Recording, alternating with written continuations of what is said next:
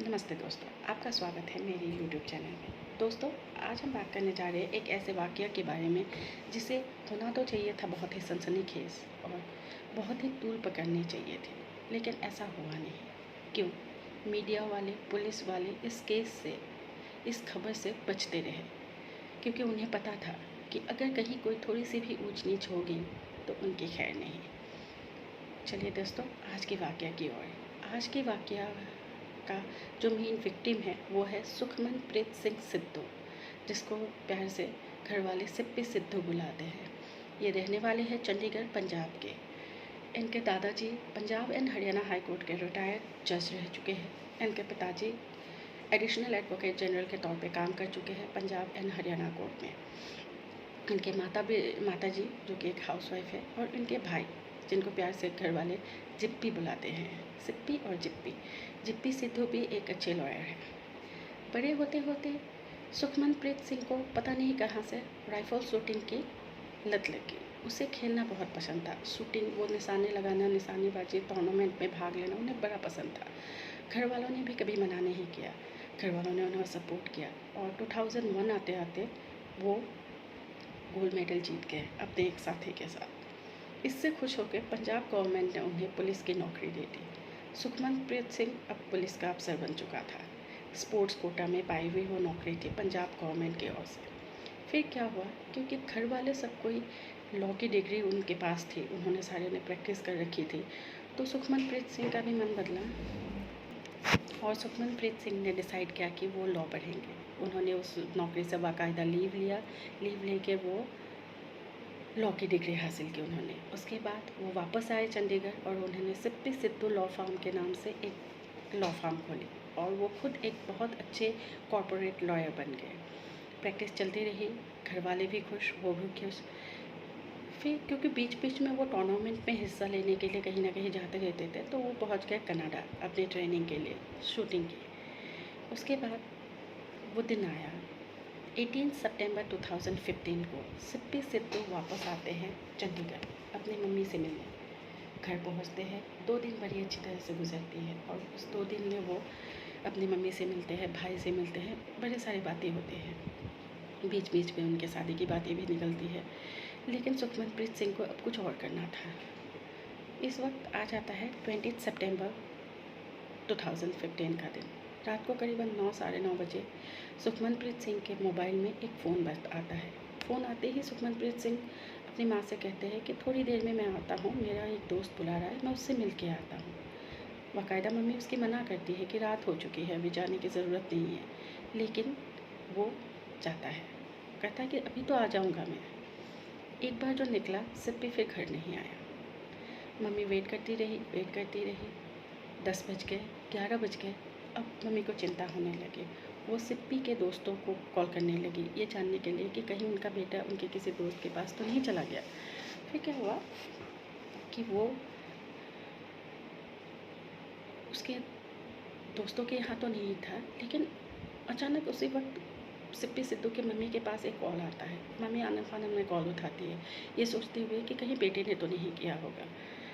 तब उस ओर से एक महिला कहती है कि मैं सेक्टर 26 के पुलिस स्टेशन के एसएचओ बोल रही हूँ, आपके बेटे का एक्सीडेंट हो गया है और आप जल्द ही हॉस्पिटल आइए। ये सुनना था कि सिप्पी की मम्मी और भाई दौड़ के हॉस्पिटल पहुँच जाते हैं, लेकिन हॉस्पिटल में जाके क्या देखते हैं कि सिप्पी का कोई एक्सीडेंट नहीं हुआ है।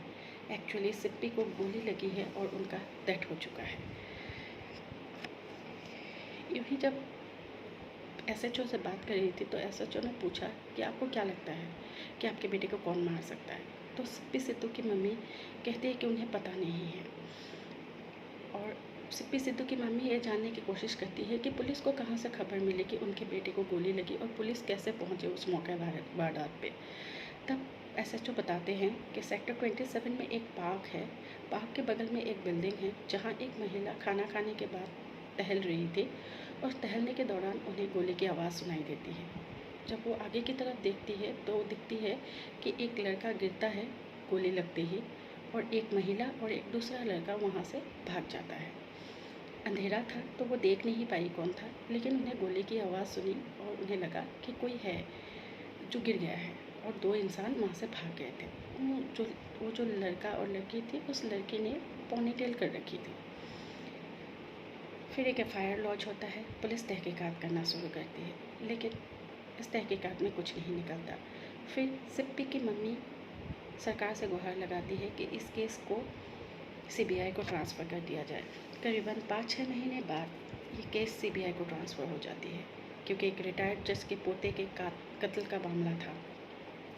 एक additional advocate general Punjab and Haryana court के उनके भाई का वाक़या था, तो ये मैटर सीबीआई को चला जाता है।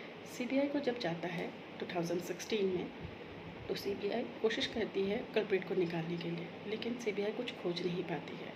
और उसके बाद क्या होता है कि सीबीआई एक ऐड निकालती है कि कोई भी अगर सिप्पी सिद्धू के मर्डरर के बारे में खबर देगा तो उसे 5 लाख रुपए का इनाम दिया जाएगा। लेकिन इसके बावजूद कोई आगे नहीं आता है ये बताने के लिए कि सिप्पी सिद्धू को किसने मारा। फिर 2017 आता है। 17 में सीबीआई वाले और एक ऐड निकालते हैं जिसमें कहते हैं कि अब इनाम की रकम 10 लाख किया जाता है, और कोई भी अगर सिप्पी सिद्धू के मर्डरर के बारे में खबर करेगा तो उसे हम 10 लाख रुपए के इनाम देंगे। और इस ऐड में और एक चीज़ कही जाती है कि पुलिस को पता चला है कि एक लेडी इस वाक़ये में इन्वॉल्व है, और अगर वो लेडी अपने आप आके हमें स्टेटमेंट देती है और इस वाक़ये के बारे में बताया जाता है तो सीबीआई उन्हें हैरेस्ट नहीं करेगी, उन्हें डरने की कोई ज़रूरत नहीं है। और अगर वो आगे नहीं आती है तो सीबीआई समझ लेगी कि उनका भी इस केस में कोई इन्वॉल्वमेंट है। इसके बावजूद कोई आगे नहीं आता है इसके बारे में बताने के लिए। फिर क्या होता है कि सीबीआई 2020 के दिसंबर के महीने में कोर्ट पहुंच जाती है इसके साथ कि सीबीआई ने बड़ी कोशिश की, लेकिन वो कल्प्रिट को नहीं ढूंढ पाई, और इस वजह से एक अनट्रेस्ड रिपोर्ट सबमिट करना चाहती है ताकि ये केस बंद हो जाए। लेकिन कोर्ट इस बात को मानने से मना कर देती है, और कोर्ट कहती है कि सीबीआई एक प्रीमियम जज एजेंसी इस देश की, वो किसी केस से ऐसे पल्ला नहीं झाड़ सकती है कि हमें कल्प्रिट नहीं मिला और ये केस बंद कर दिया जाए। फिर क्या होता है दोस्तों कि सीबीआई को कोर्ट से फटकार लगती है, सीबीआई अपने केस रिकॉर्ड के साथ वापस आती है और फिर से इस वाक़ये की तहकीकात करने लगती है। तहकीकात में ये पता चलता है कि इस केस में कोई चश्मदीद नहीं है। एक औरत जो है उसने किसी को देखा था, लेकिन अंधेरे के कारण वो चेहरा नहीं देख पाई थी। फिर क्या होता है, वापस इस केस को पहले से शुरू किया जाता है। सीबीआई सोचती है कोर्ट ने फटकार लगा दी है, अब तो कुछ ना कुछ तो करना ही है, तो फिर से सिप्पी सिद्धू के भाई और महाज को बुलाते हैं। तब उन्हें पता चलता है कि चंडीगढ़ की पुलिस ने जब इस खबर मिली थी कि किसी की डेथ हो गई है यहाँ गन शॉट से, तो उस मौके वारदात से सिप्पी सिद्धू की मोबाइल फ़ोन, एक आईफोन बरामद की थी, और सिप्पी सिद्धू के घर से उनका लैपटॉप भी ले लिया था कस्टडी में। फिर सीबीआई सिप्पी सिद्धू की मम्मी से बात करती है। तब सिप्पी सिद्धू के मम्मी और भाई कहते हैं कि उन्होंने चंडीगढ़ पुलिस से भी बहुत बार कही कि इस केस में एक लड़की इन्वॉल्व है, पता नहीं कि वो कातिल है कि नहीं, लेकिन वो शायद इस केस में इन्वॉल्व है, उसको बुलाकर पूछताछ की जाए। लेकिन कहा जाता है कि चंडीगढ़ पुलिस ने उस वक्त हाथ पैर जोड़ लिए और कहा कि हमें माफ़ कीजिए, हम नहीं सकेंगे। क्यों? कौन थी ये लड़की? ये लड़की थी कल्याणी सिंह। अब कल्याणी सिंह कौन है? यूँ तो कल्याणी सिंह एक assistant professor department of home science sector 42 के गर्ल्स कॉलेज की है, वहीं चंडीगढ़ की। लेकिन वो किसी और वजह से भी पहचानी जाती है। वो वजह थी उनकी माताजी। उनकी माताजी उस वक्त के acting chief justice Himachal Pradesh high court की थी, और एक एक्टिंग चीफ जस्टिस के बेटी को कोई ला के पूछताछ करे, इतनी हिमाकत चंडीगढ़ पुलिस नहीं कर पाई। सीबीआई के भी हाथ पैर फूल गए ये जानकर कि उनकी माताजी एक्टिंग चीफ जस्टिस है, और अगर उनकी बेटी को यूं ही किसी गलत इन्फॉर्मेशन के कारण पुलिस थाने ला के पूछताछ किया गया तो कहीं ये उनके ऊपर भारी ना पड़ जाए।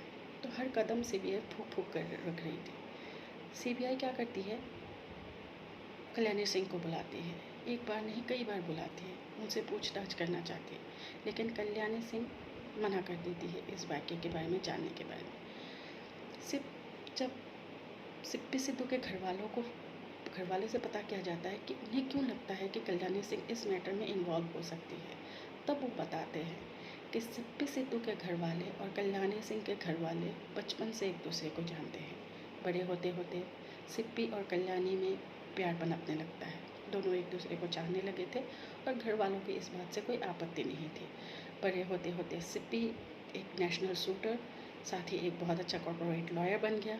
यहाँ Kalyani Singh assistant professor department of home science में काम करने लगी। फिर क्या होता है कि सिप्पी कनाडा चला जाता है। कनाडा जाते वक्त कल्याणी उससे प्रेशराइज करने लगती है शादी करने के लिए। फिर सिप्पी कहता है कि मैं कनाडा से लौट आऊँ, फिर देखते हैं।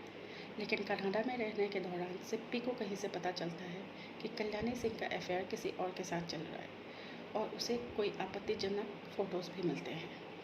फिर जब वो 2015 के सितंबर महीने में अपने घर को वापस आता है और कल्याणी वापस उस पर जोर देने लगती है कि मुझसे शादी कर लो, और कल्याणी की फैमिली भी उसे कहते हैं कि बहुत इंसिस्ट कर रहे थे कि तुम शादी कर लो, तब सिप्पी वही ऑब्जेक्शनेबल फ़ोटोज़ कल्याणी सिंह के पेरेंट्स को दे देता है मोबाइल के ज़रिए।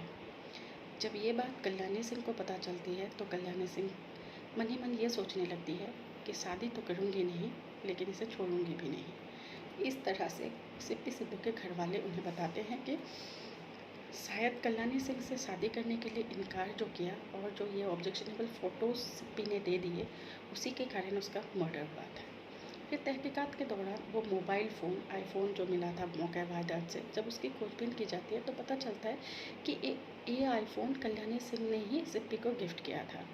और उसके जो लैपटॉप है उसे खोजबीन करने के बाद पता चलता है कि वहाँ सचमुच ऑब्जेक्शनेबल फ़ोटोज़ थे कल्याणी सिंह के किसी और के साथ। और सिप्पी इसीलिए मना कर देता है क्योंकि उसे पता चल जाता है कि उनका किसी और के साथ अफेयर है, तो वो शादी नहीं करना चाहते थे। इसी बात से खफा होकर 20 सितंबर 2015 को कल्याणी सिंह किसी और के ज़रिए सिप्पी को फ़ोन करते हैं और मिलने बुलाते हैं सेक्टर 27 के पार्क में। अब जब ये लास्ट कॉल खंगाला जाता है तो पता चलता है कि ये कॉल किसी मेहंदी आर्टिस्ट ने किया था। मेहंदी आर्टिस्ट वो जो कि हाथों में मेहंदी वगैरह लगाते हैं शादी वगैरह में। जब उसे बुला के पूछताछ की जाती है तो वो बताता है कि उसका फ़ोन से कल्याणी सिंह ने किसी को फ़ोन किया था। तो इतना काफ़ी था सीबीआई को कल्याणी सिंह को अरेस्ट करने के लिए, और कल्याणी सिंह को 15 जून 2022 में अरेस्ट कर लिया जाता है। लेकिन फिर सीबीआई कहती है कि वो कोऑपरेट नहीं कर रही है सीबीआई के साथ, सीबीआई के सवालों का ठीक जवाब नहीं दे रही है। फिर क्या होता है, करीबन 3 महीना कल्याणी सिंह जेल में रहती है और उसके बाद उन्हें बेल मिल जाती है। अब ये केस अंडर ट्रायल है। जब भी इस केस का कोई जजमेंट आता है तो मैं इस चैनल के ज़रिए आपको अपडेट ज़रूर करूँगी। ये कहानी है एक ऐसे बंदे की जिसका दादाजी Punjab and Haryana high court के रिटायर्ड जज है, जिनके पिताजी एडिशनल एडवोकेट जनरल के तौर पे काम कर चुके थे, भाई एडवोकेट था, वो खुद एक एडवोकेट थे, नेशनल लेवल प्लेयर थे, गोल्ड मेडलिस्ट थे, और उनका जिससे पाला पड़ा, जिनसे उनका प्यार था, कल्याणी सिंह, वो एक acting chief justice of Himachal Pradesh high court के उनकी बेटी थी। तो इस कारण से इस केस को सॉल्व करने में इतना वक्त लगा, और सीबीआई, चंडीगढ़ पुलिस सब अपने कदम फूंक फूंक कर रखने लगे। इस तरह इस वाक़े को, जबकि वो 2015 में ही सॉल्व हो सकती थी, क्योंकि सिप्पी सिद्धू के माताजी और भाई ने शक जताया था कि इसमें शायद कल्याणी सिंह का हाथ हो, लेकिन पुलिस कुछ नहीं कर पाई। इसके बाद क्या हुआ, जब कल्याणी सिंह को हिरासत में लिया गया तो उस औरत जो चश्मदीद गवाह थी उस वाक़या की, अंधेरे में किसी को उन्होंने देखा था, उन्हें बुलाया गया और बुला के एक आइडेंटिफिकेशन पैरेड अरेंज की गई। दोस्तों, आइडेंटिफिकेशन पैरेड उसे कहते हैं जब बहुत सारे इंसानों को लाकर उसमें से उस इंसान को खोजने के लिए कहा जाता है कि आपने किसे देखा था। तो उस औरत को जब आइडेंटिफिकेशन पैरेट में पोनीटेल लगाई हुई 4 और महिला के साथ कल्याणी सिंह को रखा गया, तो उस महिला ने आइडेंटिफाई किया कल्याणी सिंह को कि उस रात उन्होंने कल्याणी सिंह को किसी और के साथ भागते हुए देखा था उस पार्क से सिप्पी सिद्धू को 4 गोली मारने के बाद। इस तरह कल्याणी सिंह अरेस्ट हुई, उसके बाद जेल में रही, फिर बेल पे रिहा हुई और अपने रसूखदार फैमिली कहे या उनका जो एक हैसियत है दोनों फैमिली का, वो इस इन्वेस्टिगेशन में बहुत आगे आई। इसी के साथ मैं आपसे विदा लेती हूँ आज के लिए। दोस्तों, अगर ये कहानी अच्छी लगी हो तो चैनल को सब्सक्राइब और लाइक ज़रूर कीजिएगा। Thank you.